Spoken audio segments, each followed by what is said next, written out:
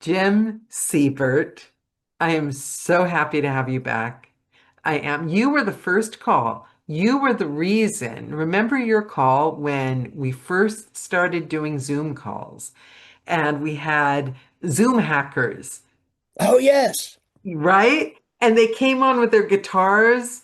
Oh, yes. And those were in the old days when the calls were new. So we had like 20 people on the call, plus these Zoom hackers kept flooding, and I outsmarted them. I was pretty proud of myself but they were flooding the airwaves.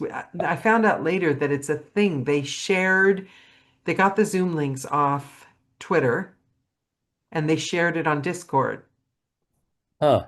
and in these groups that would then make it their job to go and disrupt all the Zoom calls they could. I don't really understand why, but Yeah, I unknowingly, I now I do remember that.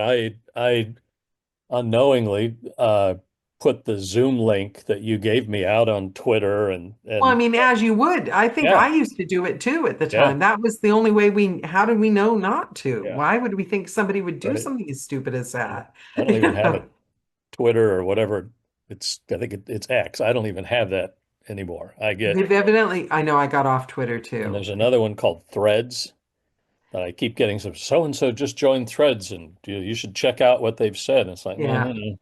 I'm nah, on it, but that and the Blue Wave or what was the other one? I'm on those, but I just like, never heard of it. there's so much to check. Yeah, too There's much to check. Yeah, too much to check. I'm fascinated by energy at the moment. Hmm. I'm fascinated by like how we show up and avoiding, because in any creative career, I think desperation kind of seeds its way through people, and I think it's contagious. Doesn't it ever? Oh my You goodness. know what I mean? Yeah, I'm like, you talk desperation. I'm in Schrodinger's box right now. I'm the cat right now. I got about a week and a half ago, had an email from a casting director that I have been bugging for 5.5 years, and wow, they've never given me a job. I met them in the very last face-to-face speed dating in New York City in March of 2020, just before the world shut down. And they're nice enough, and they occasionally will respond to my stuff and say, thanks for the update, but never got a job. Never, ever, ever, ever, ever.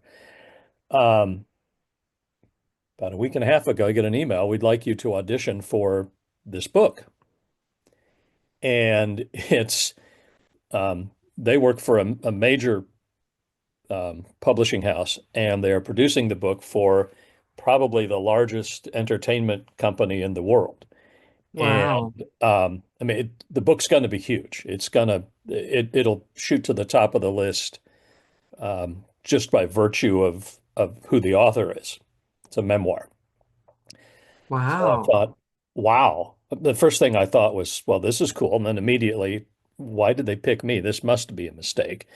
And then I went through the thing of, well, if they pick me, they must at least think that I've got the chops for this, so I'll do the audition. So I did the audition and spent more time on that audition than I've spent on any audition. And my thing with auditions, I mean, I've been auditioning. My first audition was 1973. My first live audition on stage, 1973. So I've been doing this a while.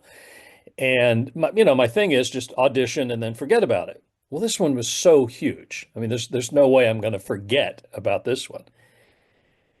Last Friday, it had been 10 days. So Oh, I emailed the producer who had asked for the audition, I and don't even bite my nails. I'm sitting here like, said, has this been cast? Has this been cast? And they answered right back. It was within like an hour, they answered back, not yet. It's frustrating. I've told them we need to know by Monday. Well, it is now, what is today? Is this Tuesday? Tuesday. Yeah, haven't heard back. So I'm in Schrodinger's box. If I don't hear, I may have gotten it. Okay, Yeah. I'm going to do something, and it might sound completely nuts.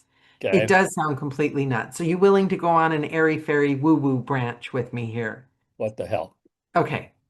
Because this, I don't know, it was like a fluke in like 2005 or something. Somebody said, "Oh, listen to this like stupid DVD or whatever." And it's like your pineal gland, meditation, hypnosis, you can manifest things. And I thought, yeah, yeah, yeah, whatever. And it was a CD back when we had CDs. And I wanted to get a part. And I was desperate to get this part. And it was a lead in a play in London. And there was a favorite that wasn't me. But I still wanted the part against all odds. Sure. So I thought that night before it was taking too long, they said they haven't, just like you, they said they hadn't known. And that night I put that stupid DVD on and I thought about the part, I thought about the part, and I'm really superstitious now about this thing. And I got it. Oh my. The other girl got some horrible stomach disease and ended up in hospital. So I think that might be why I got it. But you know, I'm not complaining because I got that thing. So then a week later, I was doing burlesque at the time, and there was a famous burlesque. She'd been on Britain's Got Talent and everything, famous burlesque star, one of like the old school ones. And she said she would take on like one mentee we had to fill in a form and I was like, I'm not like a young 20-year-old chick, right? Which is what like you would be looking for. But I Sure. filled it in and then I said, let's do a little experiment. And I listened to the stupid DVD again that night. The guy's got a weird voice. It was a I don't want to say that in case anyone's watching this. It was like a narrator. But I listened to it and I woke up the next morning and I got it right? And it's been on my mind because I've got a few auditions out there that my brain is trying to go, oh, well, obviously you've not got anything. So I thought, where is that DVD? I'm sure I have an old, I can convert the CD.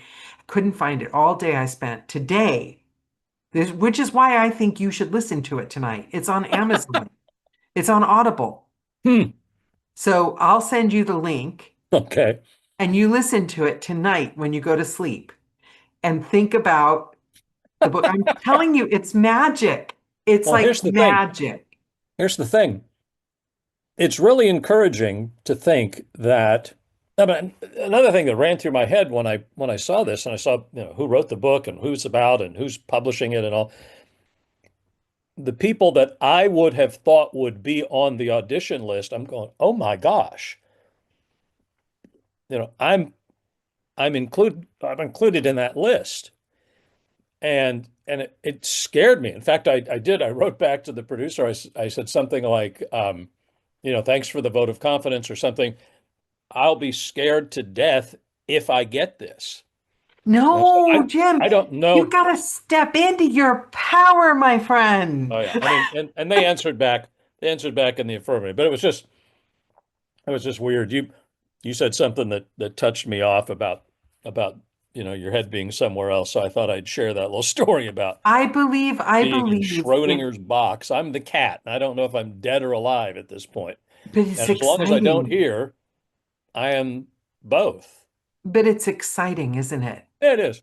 Yeah, Really exciting. And you know what? It's well deserved and well earned. You are, I mean, you, your voice, your persona, your brand, who you are is strong. You've done a lot of work, and I'm not being all just like full of hyperbole. You have done a lot of work cultivating, I think this is fair to say, your yeah. brand, your reputation, Hmm. delivering when you say you'll deliver, doing the hard books that nobody else can do or is are willing to take on. You have done that, haven't you? I yeah. I mean, yeah. I have. Thanks. Yeah. It is. It's been um, yeah. It's a focus. Your personal brand really needs a strong focus, and you can't deviate it from it much. I do occasionally, and but yeah, I mean, I've been doing branding for years and years and years. But yeah, But I think the extra I think the part that that is astounding that we should all strive for is you've done the branding, and there are a lot of people out there that are really good at the branding, but you have lived into the brand. Do you see, do you understand where I'm going with this? You have done the hard work to be because the brand is the advertisement for who we say we are. And a lot of people have become gurus at who we say we are. Mm, But yeah. but you still have to be that person, step into the shoes of that person. And I think if anyone I think of, you more so than anyone else are the person you've branded. You've become Well, that person. it's I did some work. I worked at a retail bookseller. I was the marketing VP for a chain of retail booksellers, and um, who are now all but defunct. And we did some work, some co-promotional work with Coca-Cola. They when they contacted us, one of my first questions was, we sell books, religious books. Why do you want why do you want Coca-Cola product, in our stores? And they said, well, people come to your stores they enjoy buying the books, they enjoy reading, and we want Coca-Cola to be part of that. And one of the things they told me in our negotiations, our meetings, is they have kind of an internal thing at Coca-Cola. I don't know if they still do, but it makes sense. They said, let me see if I got this right. They said with Coca-Cola, if it moves, sponsor it, and if it doesn't move, paint it red.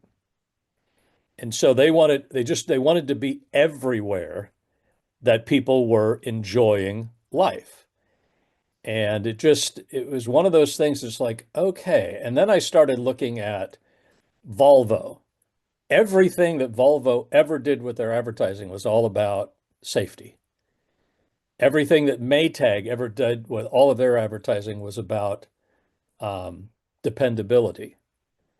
Everything Southwest did up until recently was about the lowest fare. We'll take you anywhere. We don't charge for bags. Well, now they do, but that type of thing. So when I look at my own personal branding, it's got to be consistent. That's why for 3 or 4 years I wore nothing but Hawaiian shirts everywhere. I finally got tired of that. And switched over to a different look when I was places. But Yeah. it's more than just the look. It's more than just the look. A brand, whether it's a personal brand, whether it's a product brand, whatever it is, the brand is not what the brand is not what you look like or anything. The brand is what people think about when they encounter you or And when they then you hear have to your name. deliver what they think You you have are. to. Yeah, you Yeah. have to, or you break Yeah. that what's called a But I brand think people promise. miss that. I think people miss that these days. Yeah, it's called and I think people want to be too many different things. Um, you mentioned I do the hard books, I do the difficult books. Some of them are not fun. I'm doing one right now that's just kicking my ass. It's written by a nutritionist, and there's all sorts of $64 words in it, and it's really difficult. The research has been crazy. The proofing is coming back. I'm making a lot of mistakes because it's really a difficult book. Um, You know, the ones where and they get a word that's like really impossible oh and yeah, they tend to repeat it every other sentence. Now you're yeah, like, come on, you're just showing off. and you want to, and as the narrator who is embodying the author, you need to sound like you know what the word is, so it just has Yeah. to flip off your tongue. But anyway, to say that it would be awesome to do a bunch of romance books, but that's not my brand, and I would have to completely change my brand, to do that. Now there's some folks who do a lot of different genres, and kudos to them. That's awesome. But I'm kind of focused on that one thing. And it seems to be working for me. Because And if you did a lot of different ones, would you have been tagged for this book? uh, yeah, I don't know. Who knows? I Yeah. I don't know. We'll You, see. I'm gonna send you the link. Will you give it a try? Seriously, a little bit of superstition can't hurt. Yeah. It's, Well, it's short. yeah. It's just a chapter. All right. Yeah, yeah. I'm gonna try it. Okay. I'm gonna try it. Well, because I'm reading, because the other thing is, and I think this came up on the call with Joel. Everyone's big on authenticity these days, right? But there's a difference between authenticity and making your audience be your therapist, right? Like people don't really want to see, I know we say we want to see all the bits and pieces, but people don't really want to see all the crusty bits and pieces. It gets a bit depressing. You want Mm. some highs along with the lows. Do you know what I mean? You want, and it also drags the collective us down Well, if it's all about scarcity and depression and this and that. is it would it be appropriate to bring up the old saw of don't ever meet your heroes? You know, you Yeah. you meet your heroes and all of a sudden you realize they've got feet of clay just like you do. Yeah. Um, yeah, I think um, there's a little bit of ooh in what we do. People, Yeah. and part of it, hey, here's the thing. Part of the frustration is that people think it's really easy. Well, I wish I had the time. I could read books. I could do that. No, you couldn't. I saw a There's post, so I much saw a more to post, it. I saw a post somebody saying, "Okay, tell me honestly, which is a fair question. Am I going to make enough money off this? How much money am I going to make off this Yeah, before I've invested in everything?" And my immediate reaction, I didn't wade in, but my immediate reaction was, if the question is, how much money am I going to make off of it? You're not going to, the answer is going to be not enough. Like, if that's your reason for getting into it, right. you Yeah, I can mean, make money somewhere else. you do have to ask that question because it isn't, it's not cheap. Yeah. Um, the microphones you talk into are, close to $1,000 or more. But I It's not cheap. assume you're not going to make enough money. I assume, Yeah, to me, it's something, I love something enough, I'm going to do it and assume the worst and just try my hardest to make it the best. yeah. Like I've never been a person that would start something only if I was pretty sure it would succeed.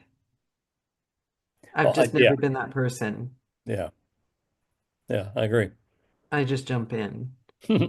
But but but I mean the thing is to be honest, when I think of Jim, I think of you as someone like I would buy anything from you. Like I would. I think of you as like wise and I, trustworthy and smart. I just would buy anything from you. you'd be surprised how many times I have tried sales and failed. I absolutely suck at selling things.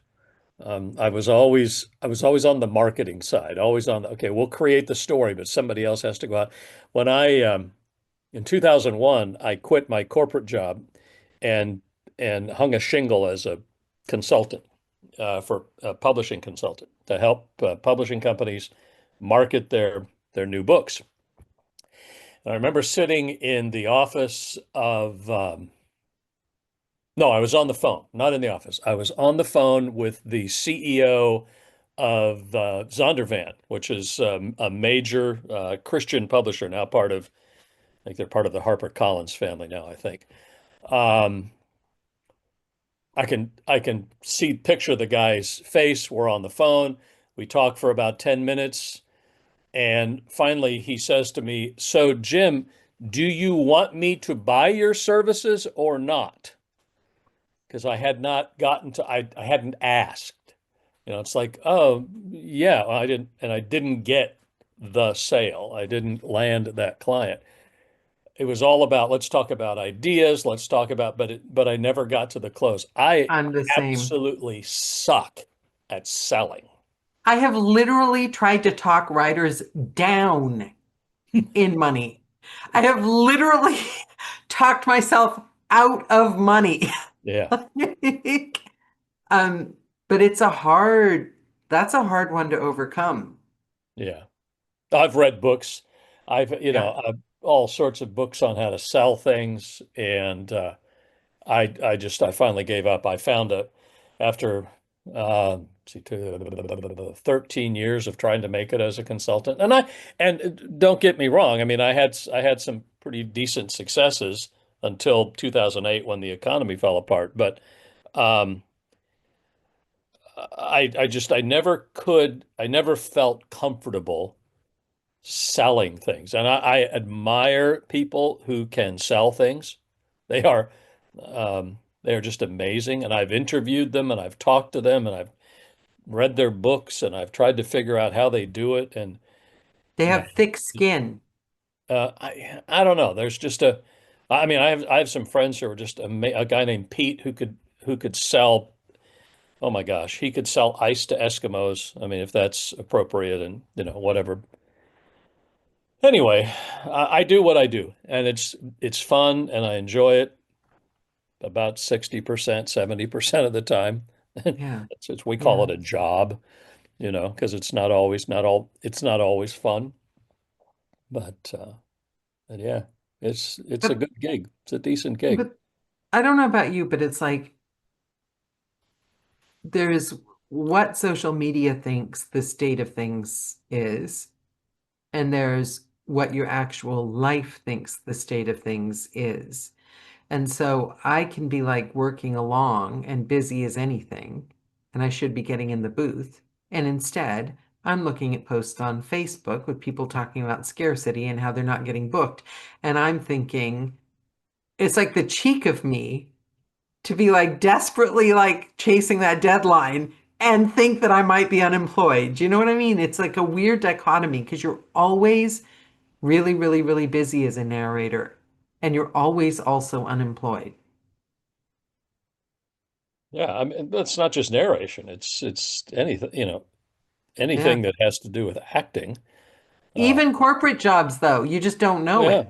yeah, yeah. Yeah. You never, Corporate you never jobs, know. it could tomorrow you could be out of work. You just Yeah, don't know it. yeah. You never know. I think I like that because what is that?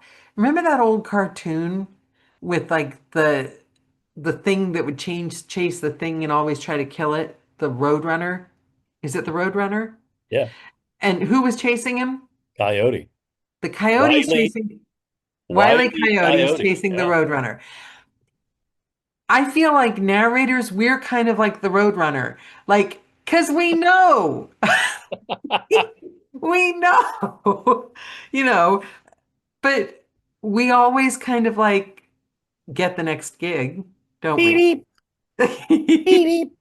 Yeah. like that. I'm going to watch that old cartoon. I do. I think we're the Roadrunner. Hmm. So It who's never gets so us. who's Wiley Coyote? Wiley Coyote could be it could be AI. It could be the all the new narrators coming to take our Yes, jobs. all those new narrators who are coming in for the jobs, all of the golden voice narrators that are going to get the really good gigs because those of us who aren't golden The voices, celebrities. The you know, celebrities are yeah, yeah, oh yeah, yeah, out. the dirty nasty celebrities. I mean, here's one. If you want to worry about something, I'm on APA's Consumer Research Committee.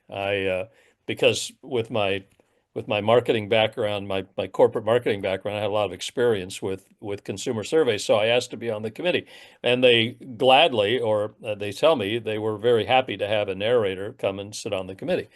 And we do, the APA does this big national survey every year. And one of the things that showed up, I don't remember the exact numbers, but it was a significant number of people, 25 or so percent of people who are regular listeners to audiobooks said that they would like to have more celebrities narrating audiobooks. It's like why they want Tom Cruise to read their book, I don't know. But I was just like, oh, well, I wonder if I could sound like a celebrity. Who could I sound like? But you have to ask yourself. I had a good talk with myself recently, Jim, because do I think that hundreds of fans loving me and like 1,000 reviews where like they say that like my voice is no, there's no voice like mine. Do I think that I want that? But these are the people that went crazy over Dirty Dancing, that loved those bands Oasis, that they're like the people that liked things, cultural moments that I always didn't like. Hmm. So why do I suddenly expect them to like me when like I've been outside the norm my entire life? Do you know what I mean? Like I am not a 50 Shades of Grey fan. I have no problem with it. I've got nothing against it. That's not me. Yeah. So I I love go, Charles Bukowski. I've got two reviews that like I want to frame right. in gold that I'm Yeah. in love with. So maybe I have to come to terms with the fact that I'm not commercially viable. I go I go back and forth. I mean, it's it is a constant back and forth about being liked, as an entertainer or getting paid. It's like, and I think I most of the time I come down on I don't give a fuck if you don't like me or not. Just pay me. It's that's to me that's the most important thing. And then I read a bad review or I read a review that, you know, for whatever reason they don't like what I did or what the author wrote. And it's like, oh, boo-hoo. But then I look at my bank account and I go, all right, screw you. You know, See, to I me, I it's the get, writer. yeah, I it's want their the fault. writer to go, oh my God, I love you. I want the Yeah, writer to think I'm sure. amazing. Yeah, sure. Um, But even so, I had a situation where I got booed by a crowd in a theater, by an audience in a theater, and it was a good thing. So I played, every now and then I crave live audience. That's why I yeah. do the baseball thing during the summer. And so I did a staged reading thing at a local rep theater.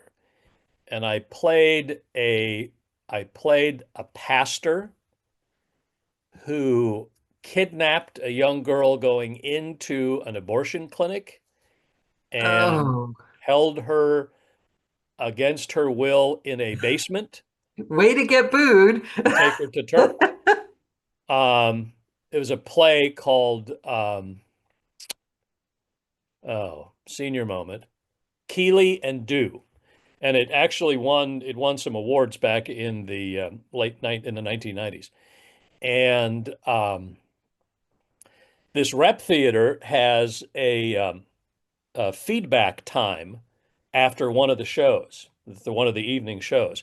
So you go back, you take off you clean up, you wash your face, and you come back out, and they just have stools on stage, and you come, and out walks the lead character and the second lead character, the two women, and then I walk out third. There were four of us. I walk out third, and I walk out on the stage, and people literally booed me. They were booing my character, thank God. And I just, I tipped my hat and I said, "Thank you very much. That's high praise." It And is. the young lady that played the pregnant girl, the expectant girl, she says, puts her hand up. She goes, "He is nothing like his character," like that, which was that was kind of nice, you know. But the thing is, you want as entertainers, we want that we thrive on that. Yeah. It's like vitamins to us. But I need to I like the money too. If I That's why I do very little royalty share because I don't get paid, especially with the I, nonfiction stuff I do. yeah, Royalty share with nonfiction. nonfiction is almost non-existent. You know. I've gotten quite good at working with indie authors and judging the books ahead of time so that they bring something in. I've gotten quite good at that, but I do confess I tend to like get a little bit like, ooh, I'm gonna do this one anyway. And then like Mm. I swear in another life I was rich because like I always forget that I'm not.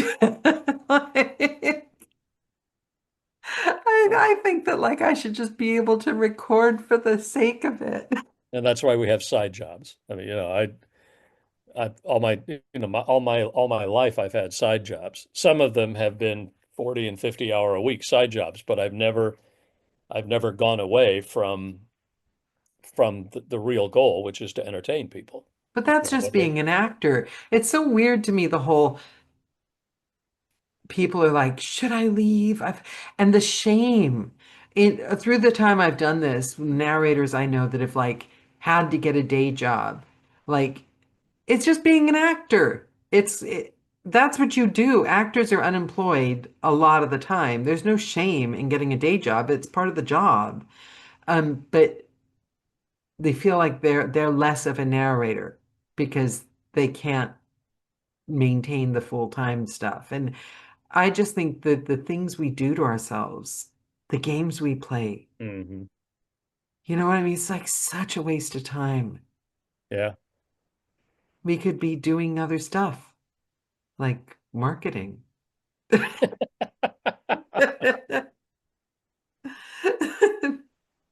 Yeah, we could. We could be. So you're waiting to find out about this book. Yeah, What? at this point, my guess is that that someone else was cast in the role. That's just my guess, and that they are working through the details right now. And until they get it finalized and get a contract signed, they're not going to let the rest of us know. I mean, that's where I'm at now, and I'm cool. I'm totally cool with that because Yeah. what this experience has shown me or taught me or something is that I can play in that arena.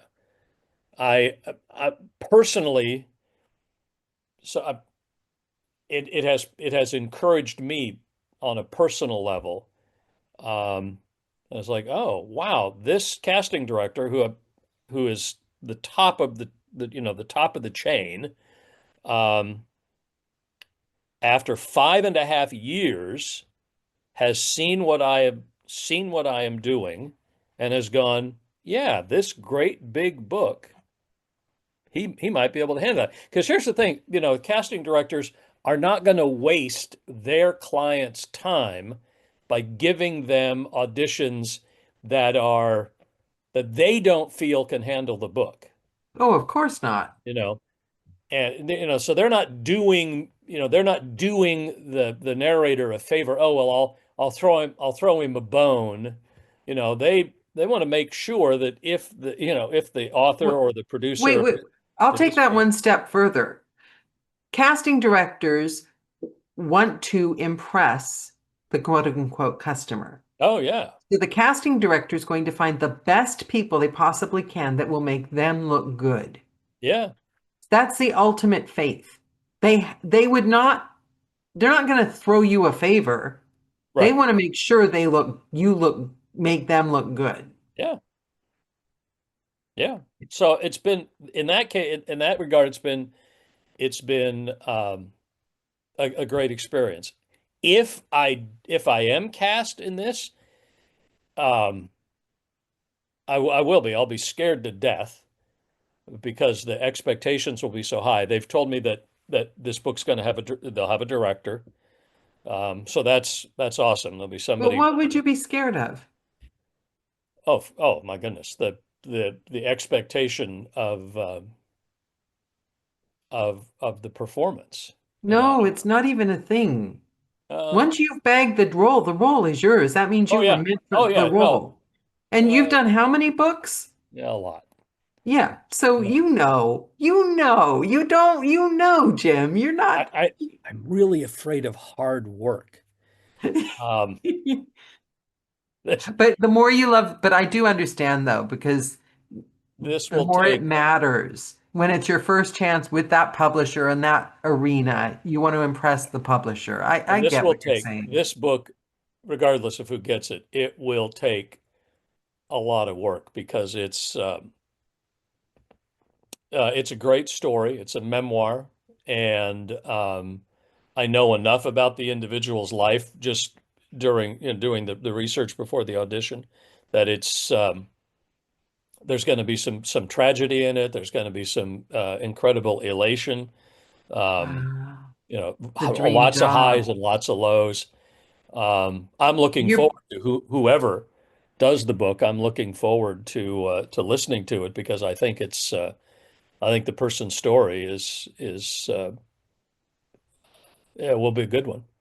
you get to be part of history. Whoever gets to do it is going to be Yeah, part of history. yeah. Have you ever done that? I've occasionally, like I said, I you try to audition and then forget it, but every now and then a book comes along and you really want it, you know, and you put a lot into the audition, and I jot the title down, and 6 months later I go to Audible and I say, okay, who got it? You know, No, you know what? and I they have to watch myself because first of all, I did that with the only speed dating I ever got on. yeah, And I did that. I normally don't put extra care and attention. I do the best job I can with auditions and I right, throw myself in it and I let yeah, it go. And I'm quite good at that. yeah, And unfortunately, I listened to too many people when it came to that speed dating. And I practiced too much and I made it too big of a deal in my right. head and then I completely bombed. And I recently had an audition for Podium and it was for a book. I just thought, oh my God, I would love this. And I really wanted to work with Podium. I love Podium. So I ran it by a friend, then I ran it by two other friends, then I watched the whole movie because I heard somewhere it was like that movie. And so I thought maybe they're looking for someone like that. And then I redid the audition again. And by the end, it didn't sound at all like me because I got it in my head that they were looking for younger and more snarky. So they wouldn't like me because they would think that I was, so I didn't do me. And of course, I didn't get the book. And to make it worse, I was so excited about it and overly enthusiastic. I tend to err on the side of over enthusiasm that I then like made it seem to the publisher that it was like the most important thing in the entire world. And I'm sure she thought I was going to slit my wrists finding out I didn't get it. But I forgot about it. I couldn't tell you the name of it now, like Yeah, everything. But it's a big mistake for me to over try. over try. Yeah, I can't do it. I end up sounding fake. I'm gonna just I need to make sure that that I strike a balance Yeah. between nonchalance and whatever what's the opposite of nonchalance? Chalance. Um, yeah, Ty- it's one of Type those A. overwhelmed, can you be whelmed? Um, so yeah, you don't want to come across on an audition, I think, sounding like you don't give a shit. And, Yeah. here's the book, blah blah blah. I'm never in any danger of that because I do tend to like thank you, you're And wonderful. it's Oh my God. I can get an audition for a book that's not going to make a single penny and I'd be like, oh my God, this is going to change my life. well, and the thing that people sometimes lose track of is it's not that they didn't like you. Yeah. Maybe they liked it. It's just, especially now, there's the incidence of author approval has just gone, like this. Almost every book nowadays has author approval. Very few where they just say, "Here's the book." That very few. And so it's like, "Oh God, they didn't like me." No, that's not it. Your voice didn't match the voice they had in their head. It's as Yeah. simple as that. You didn't sound like they wanted you to sound, and that ain't your fault. It's more their fault than yours. And so it's one of those things. It keeps going back to balance, Danielle. It's the balance between liking, do you like me or will you pay me? The balance between, and you and I have had this conversation before. You jumped all over me at one point, I think just in a private phone call when I said I don't love the work. What, how can you not love the work? I think you said. And it's like, Yeah, that might have been me. it's a job. I don't, and my studio's downstairs in my house. I don't trip down the stairs every morning and, oh, goody God, I get to spend 4 hours in a little tiny room reading really hard words and sentences that nobody's going to But understand. I'm always striving for loving. To me, if I'm not going to love something, there's no point in Now, doing it. I get tremendous joy out of my own voice. When I sit down in the studio and I put on the Jim Seybert, persona, and I put my elbow on the table and I kind of do this as I'm reading. I love that. That's what I love. You know, I love it when I meet somebody at a dinner party or I go to, my wife's work function or something and somebody says, "Oh, Jim, what do you do?" And it's like, I narrate audiobooks. And the look on their face like, "Oh my God, you're you're a freaking celebrity or something." Was I love that. But you know yourself. You see, but I don't think we all have to. I don't no, I mean, none of us are living in the same world, right? We all have our own perceptions, our own world. And I don't think we all have I think our why is different for each one Mm. of us, right? Yeah. And what makes me I love I love finishing the book. I push myself to do the hard bit so I can like finish the book and like be proud of myself afterwards. But and I mentioned earlier this last week because we had the fourth heat wave, because I've not been well, and my eyes swelled up. So like I had massive pressure behind my eyes, so I couldn't see. I could like barely read. And I'm on Chat GPT trying to buy supplements and put drops in my eyes because I've given up on like finding like cures or whatever. So it was just basically it's the same thing that happened last year. Last year I thought it was a brain tumor coming back. It's that bad. That makes me scared and unhappy because it makes me feel like I'm not going to be able to do it anymore. I can't work. If I can't work every day, that means what happens if I lost my job? Rather than I'm not well this week, I'll be fine next week. To me, it's like a cold is the end of the world as I know it. Do you know what I mean? So it's like I'm trying to learn, like you said, it's a job. Because if it was a job, I could take 6 days. Right. So I'm not saying I have to love it. I have to wake up and want to be in the booth and give my heart and soul. I'm not saying that's ideal because if I was like Jim and it was a job, I could just take a couple of sick days. You said But you love to finish a book. You I said, love you know why I love to finish books? Because that means why. tomorrow I don't have to do this. See, If I tomorrow I'm finish starting the next if book. I finish the book today, I've got at least a day to just not go down there and sit in that little box. Decompress. It's not that I hate it. Yeah. That's not what I'm saying. It's just, it's when I was a cook, part of my side jobs, I've cooked in more restaurants just to keep one of the reasons is that they give you free food when you work in a restaurant. And when you're a starving actor, that's a good thing. Um, but it's it's a job. It's the paycheck. It's what keeps you going. The why I do what I do is because I really love telling stories. There's just something about me. I've always been a storyteller. When I was a little kid, before I grew up in San Francisco, basement apartment, Chinatown, San Francisco. That's so cool, by the way. My dad was they called him a grip, a motorman on the cable cars. That And is so cool. That's like a book, Jim. I was the only I was the only Caucasian kid in my elementary school. I mean, it was Chinatown. So, but I remember, or I don't remember, but I recollect, and my mom has confirmed this, that I would hand my parents a pencil and I would tell them stories. I would say, write this down.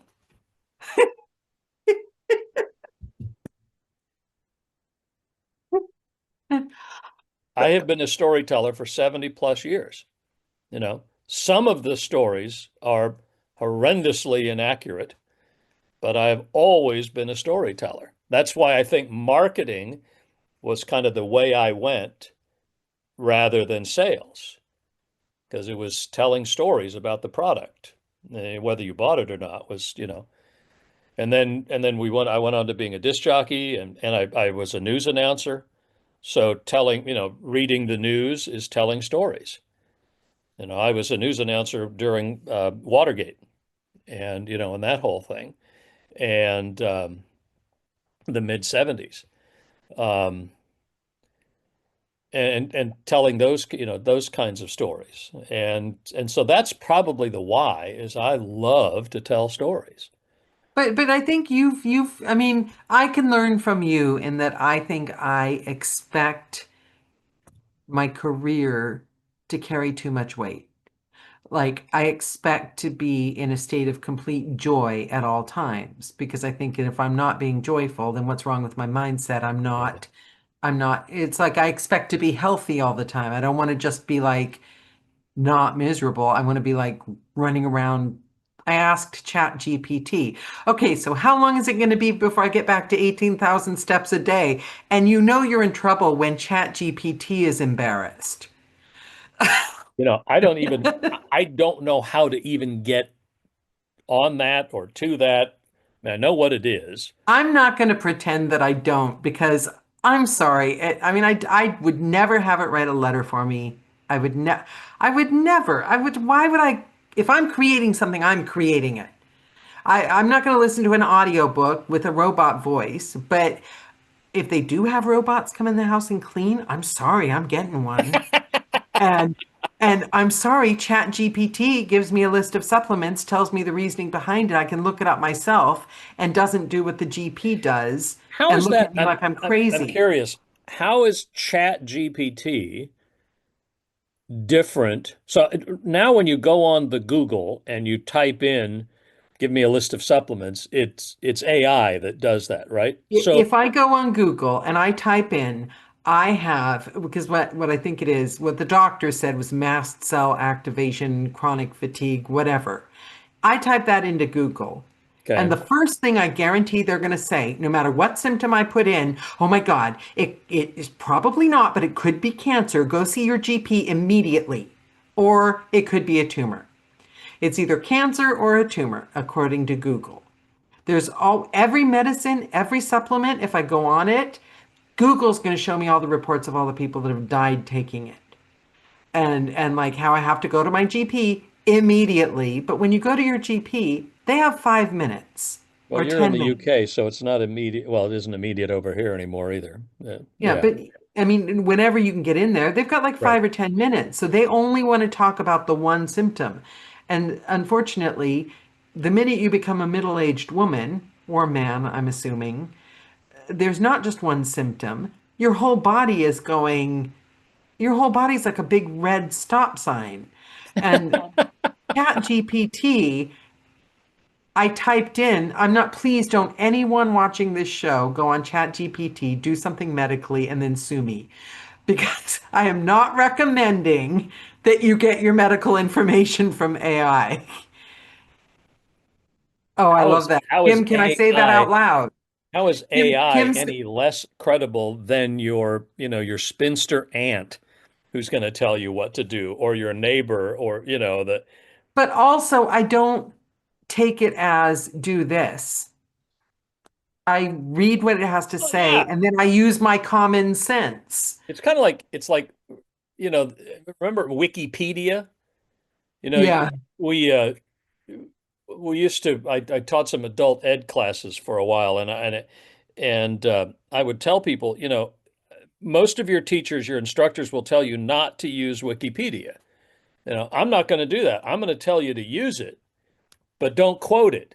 Use it as a resource to tell you where to go and look. And then So, think for yeah, yourself. and then That's the use element I think people leave out. And then when right. they're talking about changing people's brains, Yes. like, so you're telling me don't take advantage of some information that's possibly accessible because my mind is so weak that I can't think for myself. Of course, I'm going to still think for myself. Right. It's just that it's helped me stitch together the the reason my eyes are so swollen and I can barely see is because I've got inflammation. It's not the end of the world, but I'm not gonna like I'm not but I'm not a lot of people are using it for like therapy and love and Mhm. all that. I'm not Yeah. doing that, to be fair. Yeah. I think, you know, we all have our stuff, but I just think I can tell. denying the new world is I kind can of a tell little. when someone has used some kind of a robot, AI, to write a press release or a news article. We have a local a newspaper here that used to be 20 years ago very credible, and now I think they have less than a handful of reporters, and everything is done. Yeah, Everything that is I written, don't understand because and if I'm a human, creating is the only thing I can do. Why would I want to stop doing that? Then what's the point of me? yeah, and you read their shit, and it's repetitive. It's the same, it says the Yeah, same thing over and it's over not again. you. Everything they taught you in journalism school, goes out the door. But yeah, whatever. Boy, do we sound like a couple of old farts. Oh my goodness. But see, I don't think we do. I think I'm very young and cool, Well, okay, actually. you are. You're hip and cool, and you're there, and out wherever, England, London, whatever. But I am paying attention. I think, trying to be open to, because I could very easily be very Gen X, but I don't want to be. I want to stay open to And Gen styles X and is trends that's like and 3 or 4 generations away from where I am, right? Gen X. Gen X. No, it's not. You're Gen X too. No.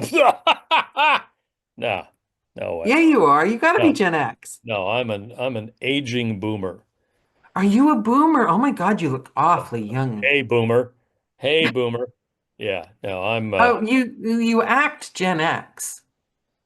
yeah, Yeah, and that's a okay. compliment. Okay. That's a That's a compliment. massive compliment. All right. Yeah. Yeah, Okay. I'm trying to decide where I stand on all the things, but I are you on TikTok? No, I can't do it. I hate it I so can't. much. I I want to don't do like it. TikTok.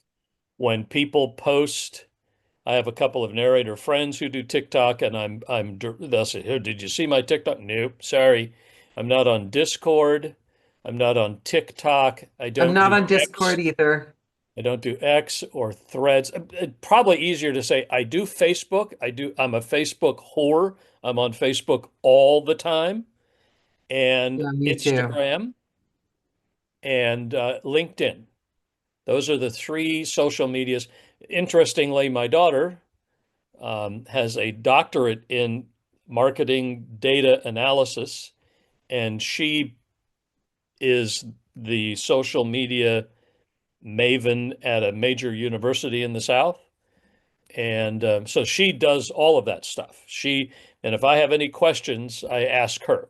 Now, So that's why you seem so young. what did I do? What do I do with this? What do I do with that? My wife dabbles in she does uh, X and a few other things. She doesn't really post on it, but she uses it as a source of information. And there are some influencers that she watches. Um, they drive me crazy. All of those um, internet influencers, they just have a style about their influencing thing. Oh, I bought this purse and it's the most wonderful purse, and you just have to go and buy, and it's like, oh, gag me, Yeah, just I book. love I'm Oh, Florence Given. I think Florence Given is a goddess. that sounds familiar. Some of them, and she'll listen. And the minute she listens to them, I grab my crossword puzzle book and I head out the deck, and I'll just sit out there and do some crosswords for a while. Because I just that kind of they drive me bananas. But yeah, I am definitely a boomer, big time. So You're and one of the youngest. goddamn proud of it. You're one of the youngest people I know. I've never ever. No, but you really, really are. I've never Yeah. ever. What, you want me to act my age? No, no, no, not even your age. Like I assumed you were Gen X, but with my age, but you're younger than me in that you're always learning. Every time I've talked to you, you've been like, "Oh, I've learned this," or "I've started this," or "I'm And doing this new thing." I I'll own up to that. you're more so than most people I know. I'll own up to that. And reinventing myself. I just Yeah. I love new things. I like to try new things. It has gotten my ass in trouble a few times, more than a few times, the trying the new thing. But yeah, I like to try new things. Somebody said about me once, you've never met an idea that you don't like, at least for a little while. Right? You That's know, it. That's it. When did you say your birthday all sorts was? of religions and politics and everything else. But yeah, What's your horoscope sign, Jim? I'm an Speaking of new things. avocado. You're a what? I'm an avocado with grapefruit rising.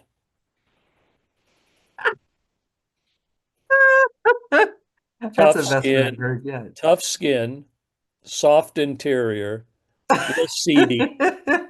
Okay, so trying new things, you got to listen to that quick audiobook. I'm telling you, You I'm know, sending you a link after this call. except for goofy shit like that. I I know, but it'll land you the gig. I swear to you. no, okay, here's the It's a thing. magic formula. That's almost like what you're describing is almost like prayer. It's like, how is that going to change anything? I've done the audition. It's in the hands of the producer and the client, the author's family, because the author has died. Um, there is absolutely nothing I can do. And that's the same thing with any audition. You I go and you know. do your audition, whether it's a self-tape or you're in the room or it's an audio thing and send me the MP3. You do the best job you can, you send it off, and that's it. There is nothing you can do to bribe But the universe. This yes, but I bullshit of want to. Yeah, well, actually, funny you say that because this book is called Cosmic Connection. yeah, there's nothing you can do. And if I it's believe in magic. I want magically to. Yeah, I do. I want to bribe the so universe. So if you believe in magic, what you're saying is that it's not your talent that gets you the job. But energy affects water, so why can't my energy affects water? No, they've done a scientific But experiment it makes it in boil. no, it affects water. You can people I can't remember what the experiment was, but look up the water experiment and it's not woo woo. It's true. People directed negative thoughts or upset thoughts at water and it changed the water. And it changed the water into Yes. wine. No, but And I it know that's changed it. happened. At least that's what the fairy tale. Okay. Keep in I You changed my read water into nonfiction books Gatorade and on I a read regular basis. thrillers. Uh-huh. So keep in mind, you read nonfiction books and I read thrillers most of the days. And I'll tell you what, some of those nonfiction books are as thrilling as all get out. I have to tell you. You know that one I was talking to you about before I did it about the Weimar? Yes. I was all prepared for this dry historical nonfiction book. I spent the last half of the book in buckets of tears, Oh. not expecting them to draw history to the current day. Hmm. And the people hurt, like buckets of tears, the kind of book where you have to like stop for 20 minutes because you can't stop crying. You have to go back and record because you keep getting choked up. That. It turned out very emotive and difficult psychologically. Haven't Like had I very felt many of those. heavy. It was a really good book and beautiful and sad. Haven't had many of those. Yeah, I get those a lot. Like they're nonfiction, so I don't expect it and it hits me broadside. And next thing you know, I'm like being changed as I did one about sex, right? Recently. It's going Okay. to be coming out. Now And you got my attention. it was interesting. It was about the conversation about sex, how um if you have to say yes, like giving consent, right? And then at what point do you stop saying yes? This is You getting know, interesting. Well, can I touch your elbow? Yes. Can I kiss your neck? Yes. But it was interesting to me that it was a politically rife subject. I mean, it was, I mean, talk about culture wars. And the author was in a lot of like groups. This is stuff that I don't really know about. I don't even do like romance very often. So the author was in a lot of like kink groups and consensual groups and things where they do all sorts of adventurous things with each other. And but by the end of the book, it was so well written. I was like completely on board. And I this is was the book like, that made this is the book that made you cry?